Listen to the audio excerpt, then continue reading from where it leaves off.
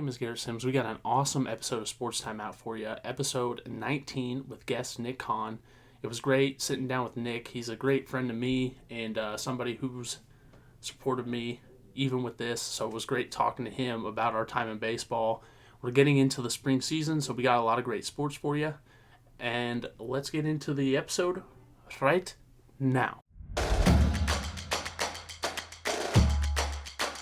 My name is Garrett Sims. I'm lucky to be joined by Kory Hales. This time we're bringing you our spring season weekly roundup. Kory, we got a lot of great storylines. Thank you for joining me, and hopefully we bring you some good stuff.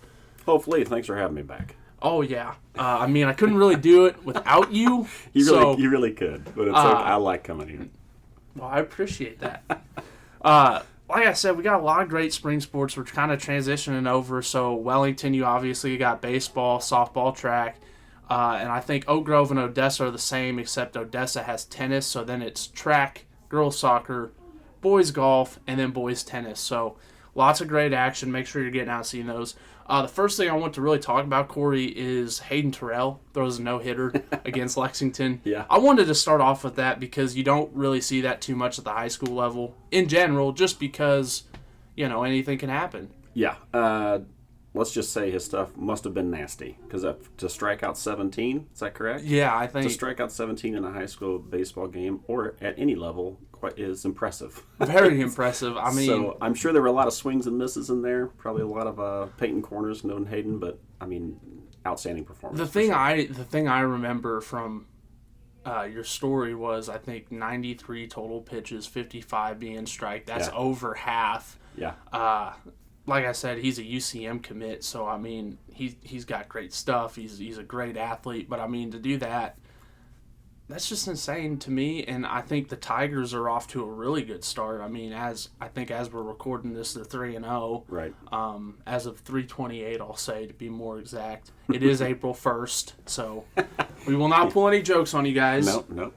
But that's a great start for any baseball team, really. To start 3-0, Kory. Yeah, and I think head coach Chase Stumfel was talking like anytime you can put Hayden on the mound, it's going to be a good day. And you're going to have, you're going to keep those teams that you're facing with Hayden on the mound to really low run output. Yeah. And if you can get a little bit of support from your team run support, like it's going to be a good day. Oh, and Hayden brings the bat too. So yeah. It's not necessarily it per se. It is a slow day at the office.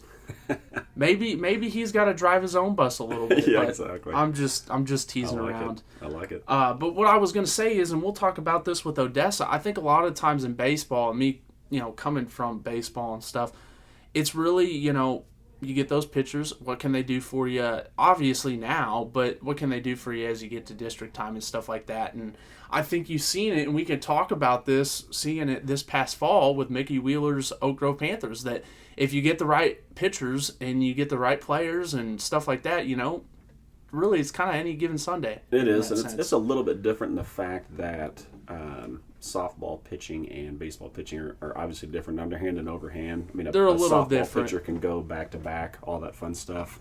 Not saying it's any easier, but especially postseason time, sometimes it is spread out a little bit where you can throw your starter in there a couple times, your ace in there a couple times. Maybe in a district run or in a playoff run for sure, but you do have to play some cards. You need depth on the mound, no doubt, if you're going to make a state championship. Oh yeah, run. full team effort. Yeah. But it's exciting to kind of see what they're going to do and stuff like that, just because I think they got a great pot of athletes. Joe Heater double teaming it on track, and you could say the same about their softball team too to get into it. But a lot of those athletes are going both ways, and it's just going to be an amazing spring. Yeah. The kind of next thing I want to talk about was Odessa baseball, kind of flip it over to our home team a little bit. Mm-hmm. They're off to, I think, a pretty decent start. I know they started off in Lee Summit, and obviously that didn't kind of go their way, but you look at it, then they come and they play Higginsville, and they, in my opinion, beat the brakes off them. Then you go to the Odessa tournament, they win that thing, and I think Coach Depot's got to be real happy with this team. Yeah.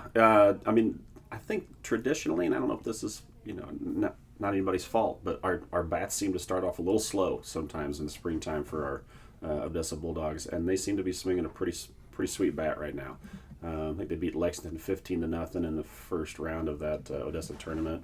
Beat Richmond 13-3, if I remember Something right. like that. I think 12 or something. Run ruled them, if I remember right, and then ended up beating Warsaw, kind of coming back. They were down 5-4, beat them 6-5 in what was basically the championship game of the Odessa tournament.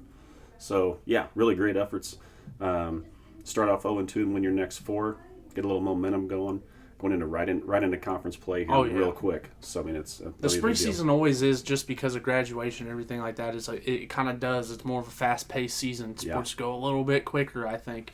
Yeah. And even that, I want to dig a little deeper into the game we were at. I mean, obviously, I think there are great athletes, but one of the things I was most impressed with, Connor Moody's throw from the outfield home. That was freaking sweet. Oh my goodness. And I can't remember at the time. I think that kept it shut out at the time, if I remember right. Right? It was 6-0, somewhere around there. It was. I know the final score was 6-1, but I feel like that saved a run. But yeah, deep fly ball to right field. He parked underneath it and caught that thing and got a little momentum going toward home. And was it a one bouncer right to Gabe Studdard? I don't even think it was a bouncer. I think it was a frozen rope, if I remember correctly. I mean, Studdard turned it and it was right freaking there. It was right there. Yeah. In the anticipation, might have been a one hopper. If it was a very short hopper. I would like to say, I don't know if you've ever heard of Donnie Baker, but he would be very proud of that barrel throw. And they would be very proud to hear that. That was perfect technique, perfect textbook. Love it, yeah. Goodness. It was funny because you could see when Gabe kind of caught the ball and made the swiping tag, like he was already smiling because he knew that the guy was gunned down and knew he got him. Knew he got a clean tag, and umpire called him out. It was a sweet play. It was beautiful, and I'm going to correct myself. It was Coach Kent Murphy, not Coach Donnie Baker. All right. Two. Okay. Yeah. But I mean, obviously a great start for them, and as we're talking about it, there's just so many great sports. I think golf's doing their thing in Oak Grove. I think they won their home duel. Girls soccer won a 5-2 home win, and they're off to a great start. Really just a lot of great stuff, and Yeah, I mean, Oak Grove girls soccer team won their Panther Cup recently. They tied Warrensburg in what was kind of the de facto championship game of like a round robin thing. Won on goal differential, so that was good for them to win their home tournament for sure. Lauren Shrout's a freaking stud. I think she's got 10 goals and we're 4 games in, something to that effect. She's already in double digits, and we're only in match 4 or 5 of the year. So I mean, she is going to be a beast all year. She has been her entire career. Nothing's going to change this year except she just keeps getting better every season. So that team's rocking and rolling for sure. I think they go right into conference play this week as well. Girls soccer, kind of the same deal for Odessa. Went to the Clinton tournament. Ran into some pretty stout competition down there. Got third place though. I think that's a pretty good finish for them. You know? And that's that's a nice little building block and starting point for the team that they can kind of propel off of, and hopefully again right into conference play and see what happens once we get into MRVC West action. And just to touch on the other baseball team, Oak Grove, they kind of played at the Independence Classic, and obviously they went 1-2, and that obviously didn't go the way they wanted it to. But I think they have a lot of great athletes as well. Darian Steen, Mm-hmm. I really believe he can be a great player for them. Like I said, you got so many great athletes for Oak Grove as it sits, and I'm very excited this year just to see the Oak Grove Odessa rivalry again, because once again you're building this. I think the two really good baseball teams. I think they return a lot of great players. They had huge returning lettermans in a sense of that, and I don't know. I get excited about baseball, and not only that, but you get 2 conference games, one in Oak Grove, one in Odessa. Then you get district, baby. Yeah. No, those games are always fun. Crowd is into it. Whatever student section is there, into it. Coaches are into it. Players are obviously hyper focused. I mean, it's always a fun ball game to go to. Absolutely. And baseball is just one of them camaraderie games where it's just so fun in a sense where your season can dictate like a lot of the things. And I touched on this with a future interview, but we had a Thanos shrine when I played, if you know Thanos. And I don't know if do you remember back in those days? Do you remember our shrine? I remember you having the hand on. The gauntlet. The Infinity Gauntlet. Yes. But see, Kory, every time before the game, there was a ritual. Cade would buy a Mountain Dew, 2 Mountain Dews, we pour them into the gauntlets. You had to drink, like Jonas would come over, Jonas, Will, and Cade, they all drink from the Gauntlet Shrine. And I mean, it was a thing. And they would go to the McDonald's at the time, try to get all the McDonald's toys. I mean, it was great camaraderie in a sense, and I think that's... you're making me think of, Major League, the guy who had the ritual. Pedro Serrano. Serrano, baby. I'm fine with that. Yeah.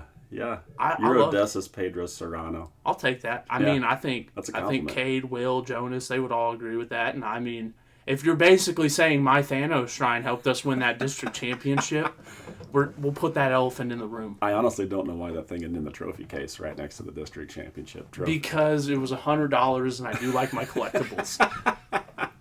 Okay, that's good then. That's fine. One more kind of big thing I wanted to touch on is we got some all-conference stuff. I mean, some good stuff from wrestling, and I have the list on me. Obviously, Oak Grove. You got Cale Martin, Perry Morgan, Elliott Atwell, Mickey Seymour, Amos Parks, and Jackson Miller. I mean, 6 Panthers. Yep. Pretty good for your all-MRVC. Yep. And they had a great season. The girls, it was Lauren Phillips. Probably going to pronounce this wrong, but I would say Brady Reiner. Let's go Brady Reiner. Brady. See, that's right. Let's go with it. My pronunciations will get me in trouble. It's all right. One of these days. I could be wrong too. I don't know. I get into it. Eva Alexander, Emily Harris, Brianna Couch, Kinsley Guernsey. See, there's another pronunciation. Yep. And then Allie Mills, obviously, congratulations their season. Mm-hmm. Wanted to congratulate them because this is a huge achievement. And we'll see what they do all state-wise. Hopefully we get some more to recognize as the weeks go by. Odessa, Brady Jones, Camden Hooper, Jet Brown, Caden Davison, Gabe Studdard, Will and Michael Scott, Makai Smalley, Drew Jarrett, and Liam Shipley. And then the girls, Aaliyah Sanders, Emily Bischoff, Bella Palmer, Wiley Smith, and Brooke Butler.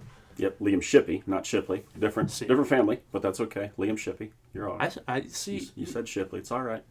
We're going to get many letters to the editor about that. That's all yeah. Right. I'm getting so many emails after this. It'll give us something to read. Well, I mean, to be fair, I called Mason Upton Mason Ryder at the baseball game, so I mean. Yeah, that's a major screw up too. Yeah, that's pretty bad. It's both lefties though. How do you do it? I don't.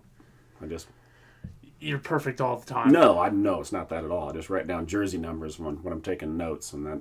But yeah, I think Coach T had a point when he called us by their number. Yeah, he was like, "What are you doing over there, 63?" You know, I think he's got a point. Yeah. Like I said, we're so early into the spring season that not really a lot yet. Not a lot of big storylines unfolding. We're not even in a conference play yet.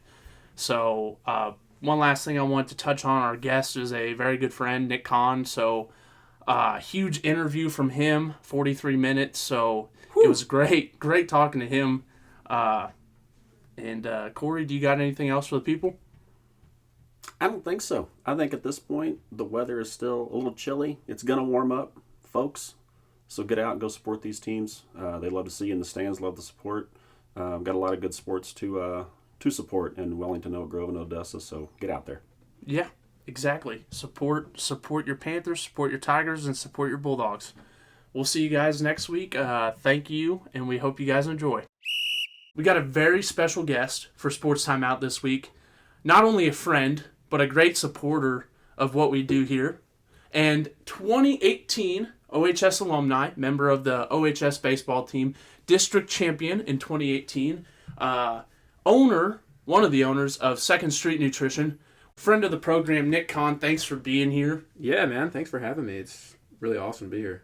This has been a long time coming, I would say, just to talk about us. Like, for people that don't know, Nick was a junior when I was a freshman, and Nick has been a huge role model for me in about anything I've done since about high school, and it's been really cool to see how our friendship's grown, and even in stuff like that, we get to do a podcast episode together, and I'm just so excited and so nervous for it, Nick. Yeah, dude. I mean, I'm just like, this is a good time, this is what we talk about anyway. So I mean, about 30 minutes every week. I Yeah. come in there and we shoot the stuff for about sometimes an hour. Yeah, I mean, we don't shoot the stuff. We talk about, stuff that benefits both of us and progresses us, towards our own future. So, yeah, I think it's good. Sometimes we just reflect on the past to kind of see where we come from. And Nick's you've been a big reason in helping me out over these past years since I've graduated. But the reason you're here is we're getting into baseball season. And for those that don't know, Nick used to play third base when I met him, transitioned over to catcher and was a pitcher, and probably one of the best arms I've ever seen, not named Brandon Howyer.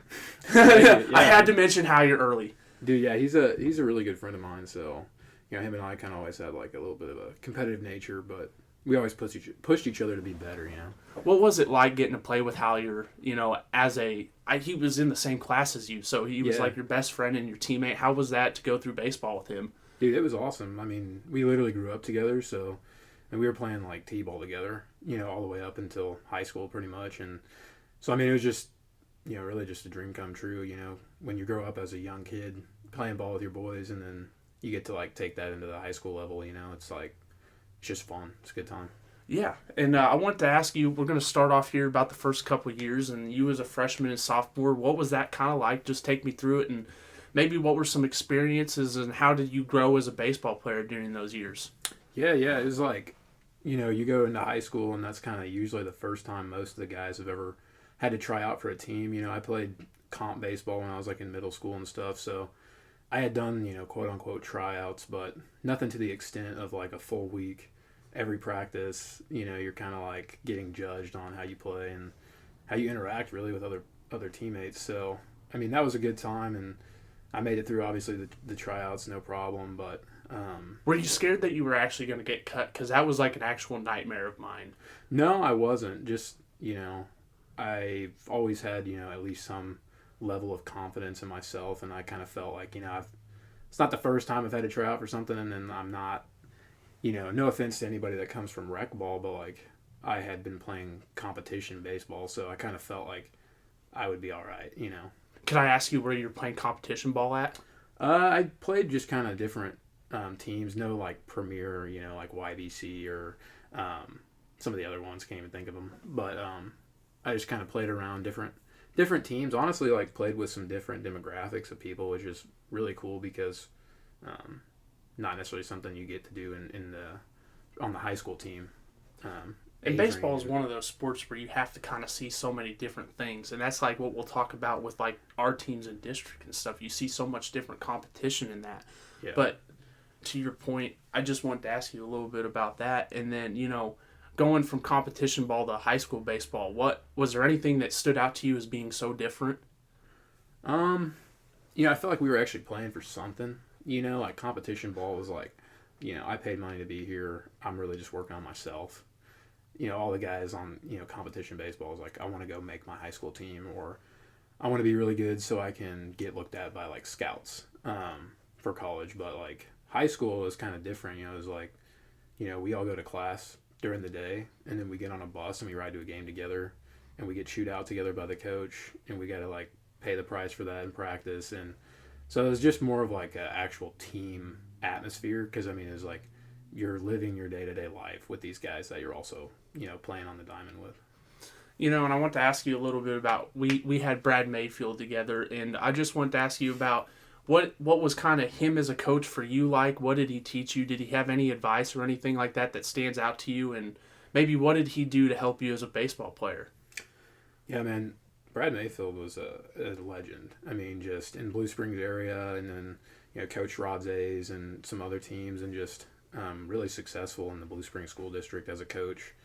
And he was just a very well-versed, wise coach. Like, I only seen him probably a couple times really chew anybody out, or really even like frustrated. He did a very good job of keeping his temper under control, and, really just spoke and coached with a lot of wisdom, to be honest. And, the other players could feel that, and the other coaches kind of like, I felt looked up to that, and they kind of almost tried to fashion their coaching style. So, not only did he make the players better, but also the coaches around him, which he also brought coaches with him, which were also just Coach Wood. Yeah, Coach Wood. I mean, amazing guy. Great pitching coach as well, and also offensively. So I mean, and I think he also brought Malone. Yeah. So great young guy, younger coach, younger presence, PE teacher too. So. No, I mean he had a great staff. I mean even Coach Depot's still there. Head coaching. Yeah, exactly. No, so it was a great staff all around. All the players loved pretty much all the coaches. Yeah, and I mean it's just that great deal of respect from him. And I was gonna say I didn't know that Malone was from him, so that kind of just I didn't know he brought Malone. So that's really cool. And Malone ended up being our head coach for a year or two. So it just proves to show you how far his wisdom really went down. And I want to ask you a fun question. If you remember American Legion, did you ever get to go out to his house? Yes, I did. So I think probably the same time you did. Yeah. But yeah, getting to go to, for him to open up his house to a bunch of dudes on the team. Some of the guys weren't even from Odessa. No, and this was American Legion. This was like a broader thing. Yeah. So, to open his house and, his wife cooked us, burgers and we swam in his pool, it was just like... So delicious, too. Dude, it was good food. Well, that's the kind of stuff that you have to do, if you want to have that team bond. I mean, if you're playing, like, as a team, that's really the apex of your capability. It doesn't matter how great each guy individually is. If you're not playing together, you're going to get beat. So And that's what I liked about... I wanted to talk about American Legion more, that and I don't know if that's something they still do, but, like, that was a big... Like, I think for us, because that was when you first started transitioning to catcher, and I was learning a bunch of things from you, and I just thought it was a cool experience that when we did American Legion, that we were building into that next season. Everything we did in baseball season and stuff like that, we were preparing for that next season. We weren't quitting, and that was a big thing to Mayfield. I know he didn't coach that. That was Mr. Talon and Seth Smith, but I just liked how that was a big reason, like how we got better and like continued to work on the things. And that was, I remember when you transitioned to catcher, and that was that I think that summer that we split a lot of innings. Yeah, no, that was I'd never played catcher before, but kind of like you had already brought up, like I had a decent arm, and so I think they just thought like this guy could potentially shoot some people out. It was definitely an adjustment. I'd never played before, so it's like, why am I squatted down here? And it's just a different form that you're used to. It's not what you would think it is. A lot of on your knees and a lot of just leaning back.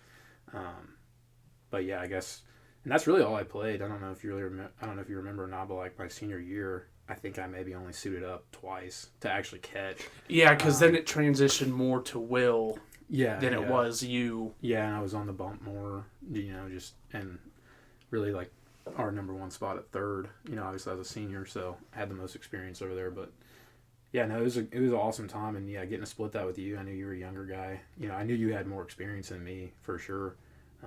I just think I had a little bit more playing time under my belt, and maybe a slightly better arm at the time. Oh, yeah. I mean, I took that summer for me was just getting to be under your wing and getting to be under guy. Like, you made coming to American Legion so welcoming in that, really, really, because I felt like, in a sense that, and not to make it about me or anything else, but, dude, that's seriously what you did for me, and even you and Hal, you're on that team. I mean, you guys made it fun. You made it welcoming and everything else. So, I mean, that was a great summer for me, and I think that's a lot of where our relationship started from, was getting to be under you. But I wanted to talk about that catcher because you're an amazing third baseman, and so for them to come to you and ask you to start learning another position, what was that like? Yeah, I was like kind of excited, honestly, just because I'd always thought catcher was kind of one of those like underrated positions, and I just felt like you had a lot more command and ability at that position. At third, you're just kind of waiting for somebody to hit you a rocket or something. Mm-hmm. And but you're involved with every throw, as the catcher, and then you have the ability to throw people out, keep them honest on base. Like you kind of get to, I guess, in a roundabout way, take a little bit more of a leadership role as the catcher. You kind of set the tone for your team, even when like the innings are long, you got multiple guys on base. If you're the one that's coming to the mound, calming everybody down, talking up your own ability, like your team's ability, mm-hmm. You can really just set the tone for the team and really, help get out of that inning. So I just really thought, that's a really good leadership position. And then, I thought it was going to teach me a lot too.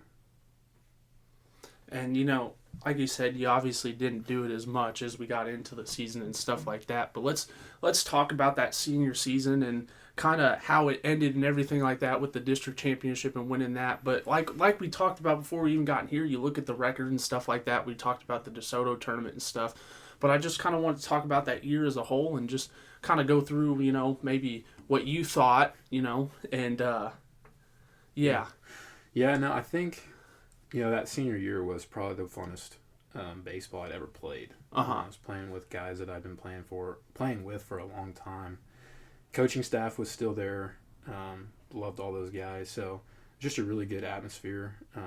Stepped into a little bit more of a leadership role, and you know, knew it was kind of getting to the end. So it was kind of like, you know, if I have something to prove, let's do it now. You know, and it was kind of like, not that I had anything to prove, you know, but just like I want to be the best that I've ever been, you know, and I was looking to maybe go on to college to play. So I was kind of like, you know, this is the time if I want to get any sort of offer, any looks, like it's going to come this year. So, you know, because it hadn't come prior yet. So, but yeah, no, I just think, you know, our record really didn't reflect how good we were. You know, we actually did have a lot of younger guys playing. I mean, we had a couple like freshmen. You know, actually my brother-in-law now was a freshman on that team.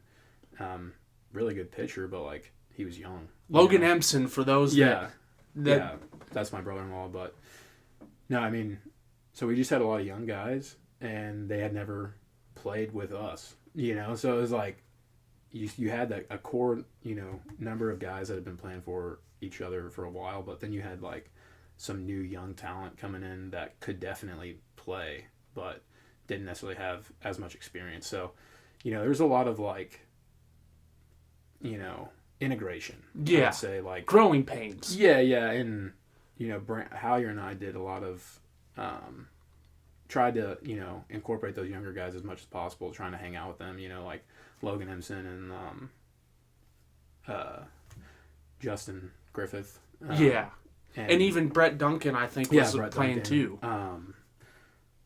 Sean Fox was playing at the time in outfield, and you know, there's a couple other guys in there too as well, kind of like feeding in there in the rotation. But knowing that we didn't have a ton of numbers depth-wise, we knew that, you know, integrating those guys that were talented and trying to basically get them a little bit more experience as quick as possible, you know, because obviously we're all thinking about postseason, you know, like the record matters, yeah, but like we had been to district like 2-3 times just when I was in high school, and we had lost like every time. And so kind of going towards our senior year is like, you know, it'd be nice to get the job done. I think we hadn't won districts for like 25 years or something. It had been a while. Yeah. So it was definitely like a goal for all of us. I just remember like we had that kind of goal, and that was kind of our main, nothing else really was a priority point for us. It was just kind of like, how can we progress to make it happen in the postseason? And kind of going to what you say, you know, we played those DeSoto teams. We ended up playing a lot of teams that were, you know, way better than us. Had a lot more recruiting power in their own high school. You know, these are big like private teams in Kansas. So, you know, we would usually go out there every year and just get stomped, you know, sadly, but it was true. You know, they had a little bit more talent. I mean, if nobody knows Riley Pint, you know, he was a strong arm over there on the Kansas side, went to the MLB like right out of high school. Dude was thrown in the 90s, and you know, he pitched against us one of the games that we played there. It was just kind of like, what the heck? You know? And you almost felt kind of like, why are we even over here? You know, we're a little rural town in, you know, Missouri. Why are we over here on the Kansas side with these, I guess, more elite programs? But you know, it taught us a lot about perseverance. It taught us, you know, what it felt like to get absolutely beat down and then have to show up like the next week, knowing and having to pick ourselves up and know, okay, we can compete. You know, just because we got beat by a really good team doesn't mean that we can't compete, you know, against the teams in our area. Yeah. So.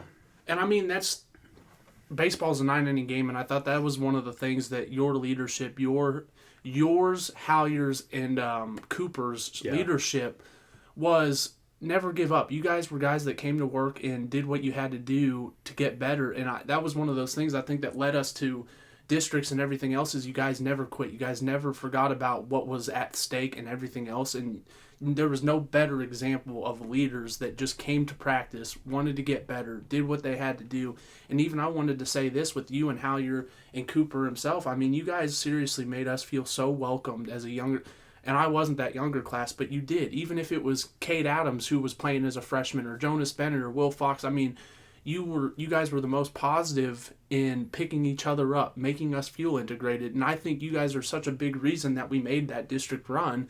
And so I want to go a little bit into that because for people that don't know, districts and other sports, because football is kind of out there with, you do play one game per se, but like baseball, anything can happen. It's such a 9-inning game. It's such, if you have a bad 3 innings, what is the rest? And I know obviously it's not 9, it's 7 in high school, but let's get into a little bit more of that district run and kind of what happened there, because I think it was all you guys just sheer will at some point. Like you said, the goal was you wanted to run districts. Why not do it? And I felt like there was no better people than you guys to lead it. Yeah, no, I think so. Like I said, most of us had already been there multiple times. I think it was my freshman year we ended up playing Boonville for districts in Boonville, and they're a little bit bigger out there, a little bit bigger boys out there, and they pretty much swept us pretty hard when we went out there. I think they had multiple home runs and stuff, and we lost pretty easily. So I think we had that in the back of our mind, just kind of what it feels like to lose districts, to know that you're that close. And so we kind of had that, going forward. And I think just trying to prepare the younger guys for that, because, they are the actual district championship game. We ended up having like 2 freshmen starting in some pretty pivotal positions. So it's just kind of like we ended up relying on some of that during the season play and just, some of the camaraderie we had made in order to carry us through. But, I don't necessarily like the saying of like chip on your shoulder. I don't necessarily think, playing with that kind of mentality all the time is great. But I think when you're a team that is just kind of scrapping to stay alive or make a goal happen, I think it's powerful. And I think that we kind of radiated that in a way that wasn't like, we have to go out here and prove ourselves, but we all had this kind of underlying confidence, almost like a swagger about us. Like, I know that we can do this, and we all know that we have the ability. So I think we just kind of like we kind of got hot at the right time. Every playoff run for any sport, it's not the best team, it's the team that gets the hottest at the right time. And that's kind of how we were. We had stuck it out all season through some of these highs and lows, and I think we all just got really motivated at the right time, and we all decided in our own minds, like, okay, I'm going to play the best ball I've ever played. Yeah. And not only do I owe that to myself, but I owe it to my brothers that, I've been playing with all season, and maybe I've let them down in the past. I'm not going to do it now, Give everything you got. Exactly, yeah. Like, leave it out on the field, especially as a senior, it's like, well, what do I got to lose? And even go a bit further, it's baseball, spring season. You're graduating here in a month. I mean, go for it. Exactly, yeah, no, and I just think, I can't even remember how many games we played to get to the district championship. I guess it was 2. Yeah. Or 3. And I know we played Oak Grove. We beat them pretty decently, and then I know we played P Hill. I wanted to say P Hill. Yeah, no, that was the district championship game, and I don't know how it's always been in the past. I know that Oak Grove's kind of always been like our rival, but for some reason there's always been some sort of bad blood with P Hill. I don't know why, but even more recently, like across the board. I think it's just been over the last 10 years. It's just been increasingly more aggressive. I don't know why, but they like to talk a little bit. We like to talk a little bit, and having that aggressive attitude, I think, is actually more fun. So, knowing that we would get to play them for the district championship was kind of like, all right, let's go in here and take care of business. I think we had split with them during the season, but there was some like interactions that some of us had with their team, and we were just kind of like, all right, we're going to show you guys what we're all about. Like, enough talking, let's actually put up. Yeah. And I want to ask you this because most of the time districts, I mean, at least when I was a freshman, it was played at Odessa. So I want to ask you a little bit about, before we get into winning districts, What do you think the home field advantage did, getting to play at Odessa? Did that do anything for you, or was there any stress of not having to worry about getting on a bus or going anywhere? You knew Districts was going to be at Odessa. Yeah, no, I think that was huge because, we all loved our stadium, or not stadium, but like our complex. We all loved the turf field and everything. And, we've been practicing there for, obviously the seniors, like 4 years. I want to tell you something. I'm not trying to side note. You're not allowed to wear metal cleats on there anymore. Okay, yeah. That's weird. It's Well, totally. I remember in the batter's box, it would get shredded like every year, and they would have to do something. So yeah. But I just thought that was entirely funny. But not side note. I'm Yeah. so sorry. But No, the you're home good. field advantage. Yeah. No, I just, yeah, and it was kind of like some of the players' girlfriends, players' parents, just people from the community.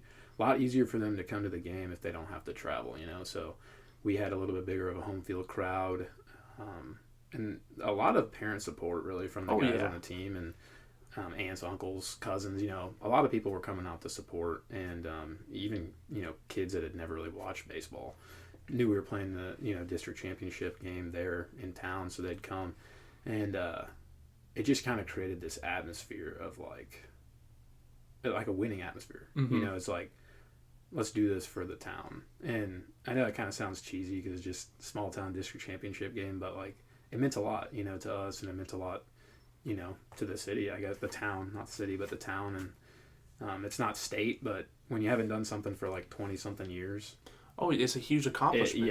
it means a little bit more for sure. But yeah, I think it definitely made a big difference. Oh, yeah. And I mean, to go even a step further, you guys paved the way for the next year at districts and stuff like that as well. But to kind of focus, you had a goal in mind and you end up winning districts. What did that feeling mean to finally to accomplish that? And like, what was there any talk with you and Hallier and Cooper about, what it meant or, anything like that? Yeah, no, Cooper and Hallier, two of those guys are both like still some of my best friends.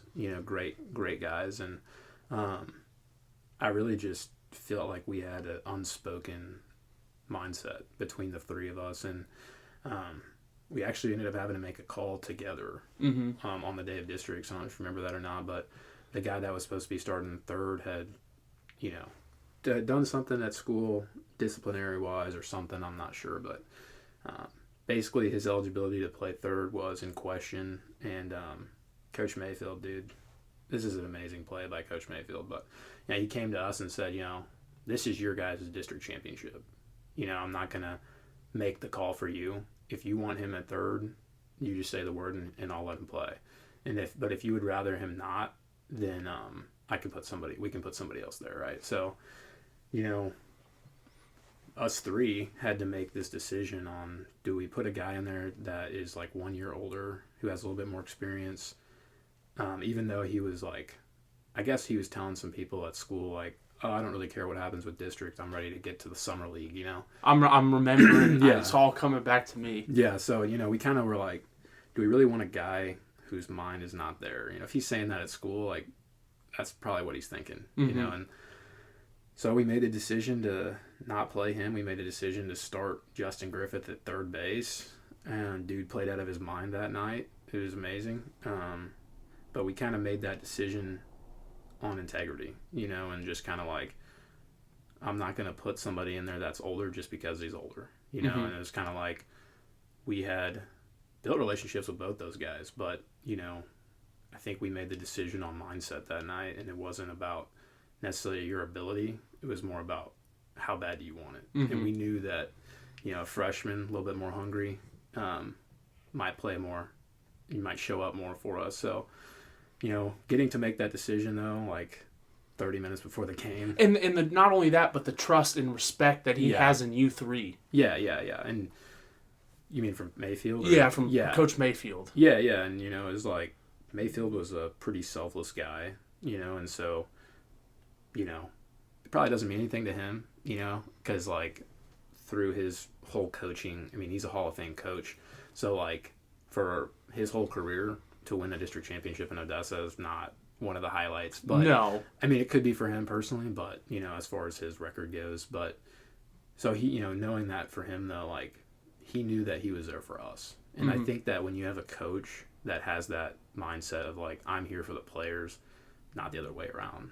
I think that was huge. And that showed us, all three of us, like, okay, he trusts in us. He has our back, even if it's not the right decision, maybe we'll see. But like, he has enough trust in us and cares more about what we care about than his own agenda. So, and that's just one of the big reasons to love Brad Mayfield. And goodness, he was a good coach. And I don't remember. I remember the decision. I remember what was being said. I don't necessarily. That's a new story to me. That's just. You didn't know that? I didn't necessarily. I knew the kid saying stuff. I knew the attitude and that he wasn't eligible. Yeah. That was kind of on the fence or whatever. But I didn't know that it was you guys' decision that led to it. And I'm super glad it worked out. And all that stuff. But I kind of want to transition. Baseball hindsight 2020, stuff like that. What do you kind of miss about baseball? And maybe talk about your transition from baseball to owning Second Street Nutrition and stuff like that. And yeah, so I've always been a very competitive guy, pretty much in everything I do, and that's just who I am. I can't not be competitive. I can't not want to be the best that I can be. And I just think that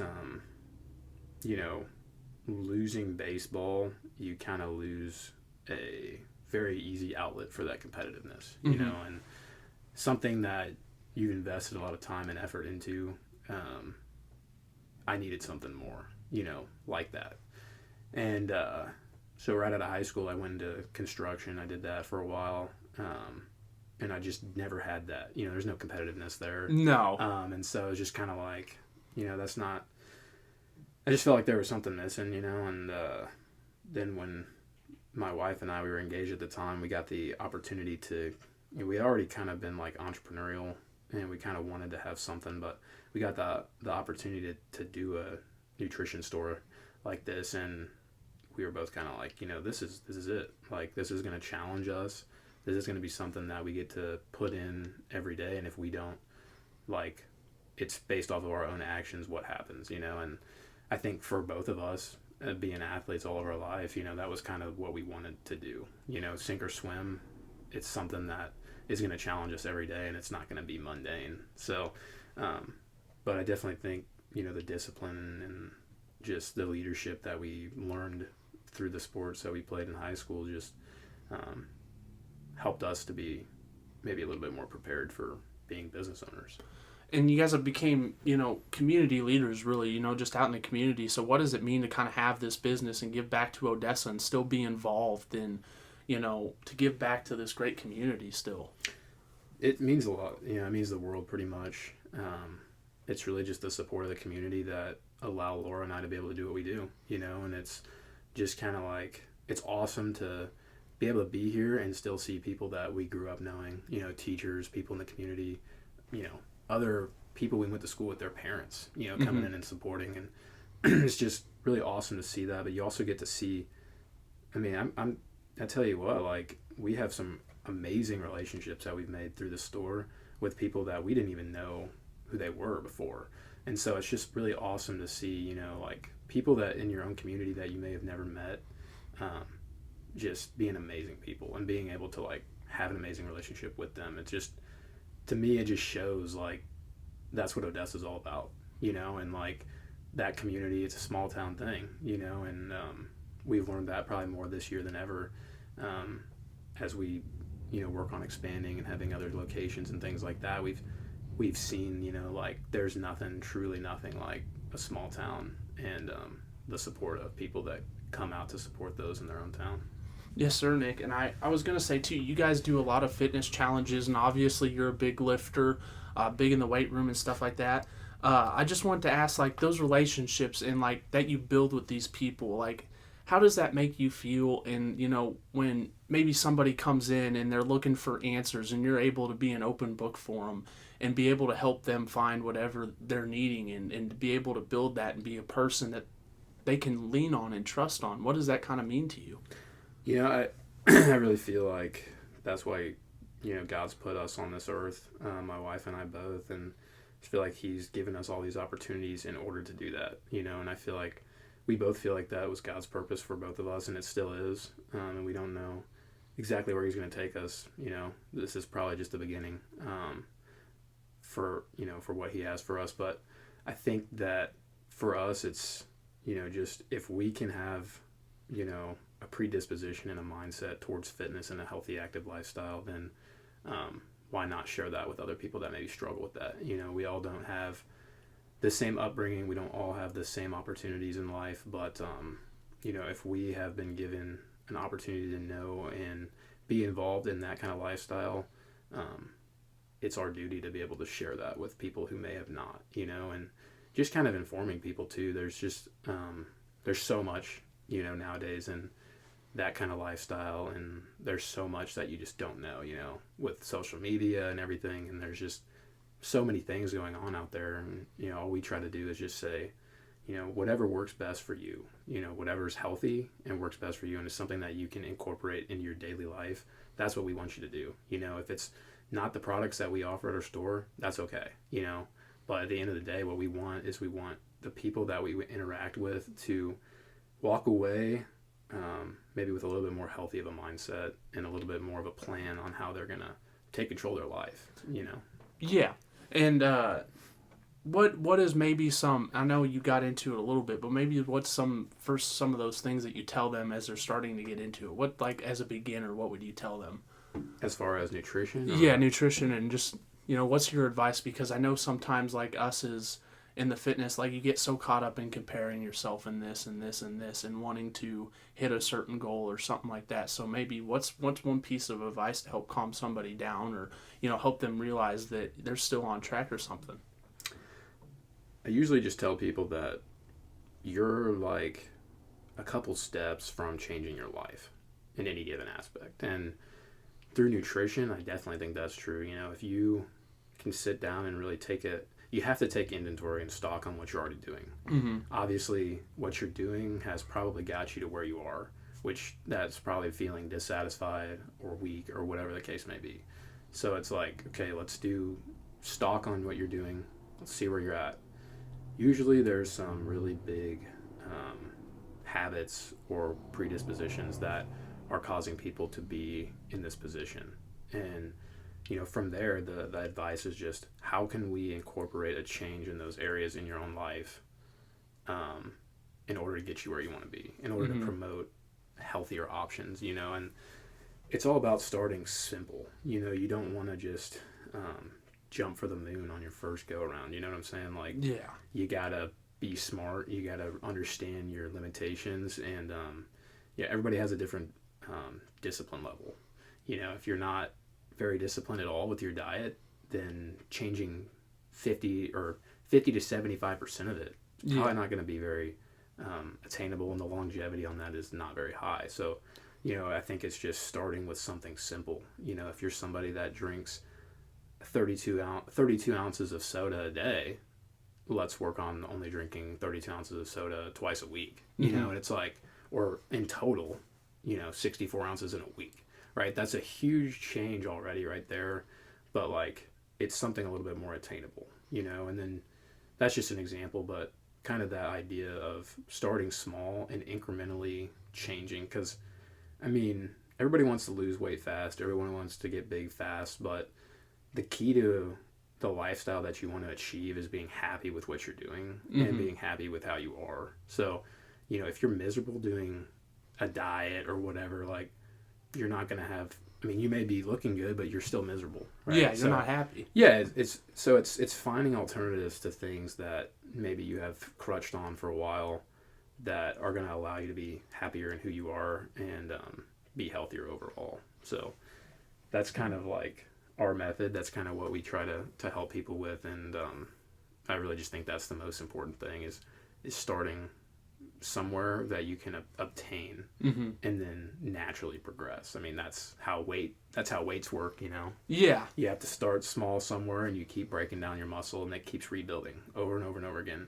If you have to do that with your nutrition, 6 months from now, you're going to be in a lot better position. And you're not going to realize it either. Yeah. I think that's sometimes what the hard part of it is. You don't realize it. By the time it's all said and done, you're sitting back and you're like, wow, look at all this progress I've made over time. Yeah, and I think it's, there's self-belief in everything you do, but I think you have to have belief that the me that's right now versus the me in 6 months to a year, it could be a completely different person. Yeah. And everybody has the ability to do it. It's like 95% of people process nutrition the same way, So it's like, I don't know if that's 100% accurate stat, but I'm just saying, like, most people, unless you have some sort of issue, it's gonna work pretty much the same way. And that's also part of the reason why we try different things and do things that it's all specific, it's one-on-one stuff, but I think that's one of the best investments people can make in their own self is just getting on it now. Don't wait till April to try to get abs, or the stuff that you hear people say. It's just kind of like, don't wait. It's gonna take 6 months. Yeah, it's gonna take a while. Like, all you're doing is you're just prolonging the process. Yeah, don't wait till New Year when you can eat healthy starting in October and save yourself 10 pounds of regret. A lot of people go in the holidays and put on like 5-6 pounds. What if you just ate healthier during the holidays, and then starting in the first of the year, you're already 6 pounds ahead of the curve? So, it's stuff like that. Mm-hmm. And I mean, I know consistency and complacency, I want to ask you a little bit about those terms, because I think those are kind of like, in terms of us, they're evil and like what we do, and they're how do we be consistent and how do we stay away from complacency, in your opinion?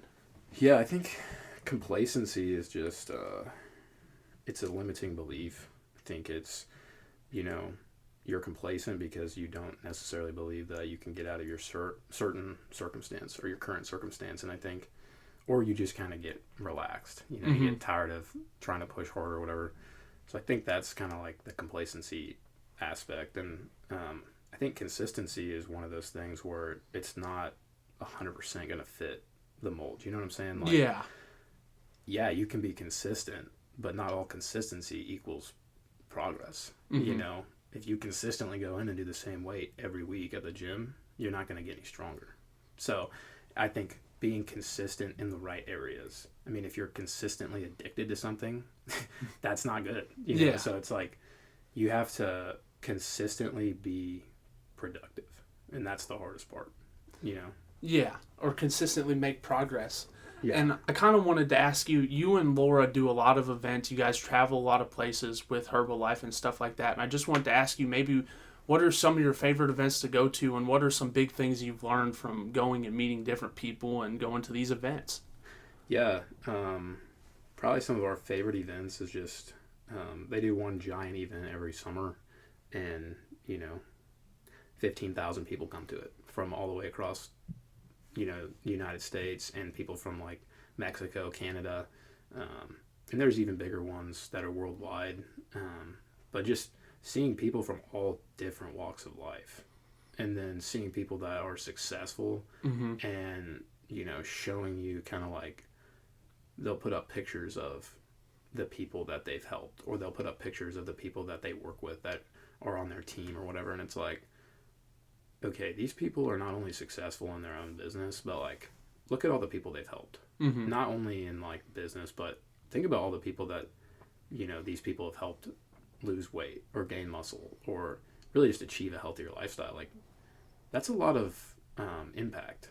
And for us, seeing that, it's like, okay, we know just already what we've been able to do as far as like impacting people and helping people. And, that's really what keeps us going, that being able to help people. So when you go to those bigger events and you see all the people that are there, if you think like, okay, all 15,000 of us have helped 5 people, that's a lot, And so it's like the impact that we have, and seeing how much reach we can have.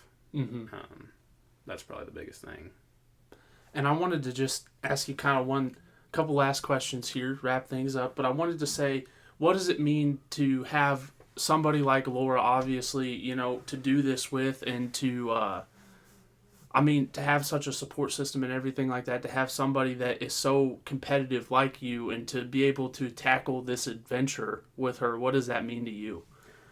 Yeah, it means everything with me. I definitely would not be here right now if she wasn't doing it. And so it's just, she is very, very competitive, and learning how to navigate that in our marriage too has kind of been something new. But not new, but once we got married, and just trying to navigate that, because we're both very competitive, both very, I guess, stubborn people, but also willing to change, also willing to try new things. But, it's kind of an up and down thing in anything you do. And so it's like if I'm up, she's down, or vice versa. Very rarely is it both, but I think that's huge. Someone to pick you up when you're down and then vice versa is huge. And, she pushes me to be better every day because, most of the time I'm amazed by her work ethic and her discipline and her abilities. So, I'm competitive. So, I don't think being competitive in your marriage is a good thing, but I think as far as like our business goes, she pushes me to be a better business person every day and better coach, better friend, just better person overall. I think she pushes me, and I think that's kind of what you want in a relationship. Yes, sir, Nick. And I just wanted to, you're going to go play pickleball here in a bit. So I wanted to kind of mention it, if it's okay to mention it. You were putting on a little bit of a pickleball tournament. Yeah, so we did one a couple of years ago. It went over very well. It was just a ton of fun.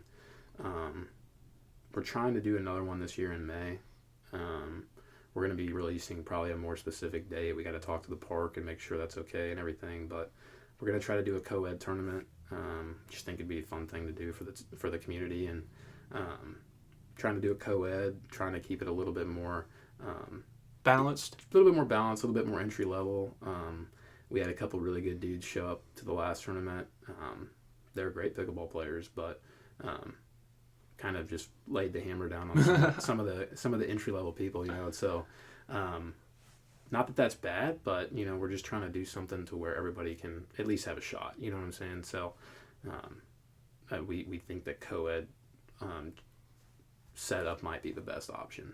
So. And it'll be an exciting event for sure. Be sure to be listening to the podcast, and be sure to checking out Nick and Second Street Nutrition socials to see any updates or anything like that. But Nick, I think this has been probably one of my best interviews I've done, if not my favorite one now. And I just wanted to open up to you and everything we talked about in our relationship. I just leave it. Anything else you want to say?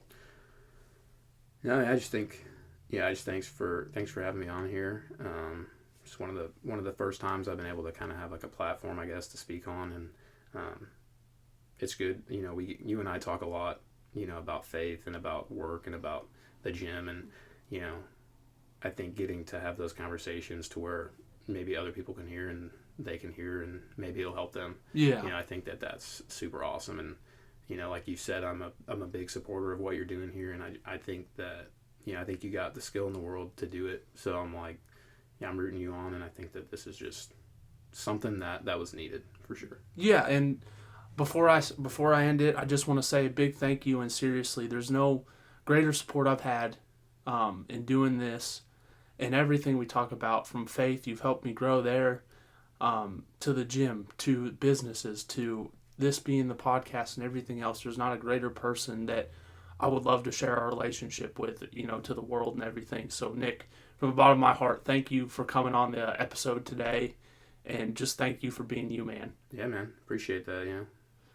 So with that being said, that's been Nick Conn. I appreciate you stopping in. Thank you so much, man. Yeah, for sure. We appreciate you listening to this episode of Sports Timeout, episode 19, with guest Nick Conn. As always, make sure you're picking up your copy of the Odessan to get all the other sports and information and non-sports information. We really appreciate you listening to this episode, and we'll catch you next week.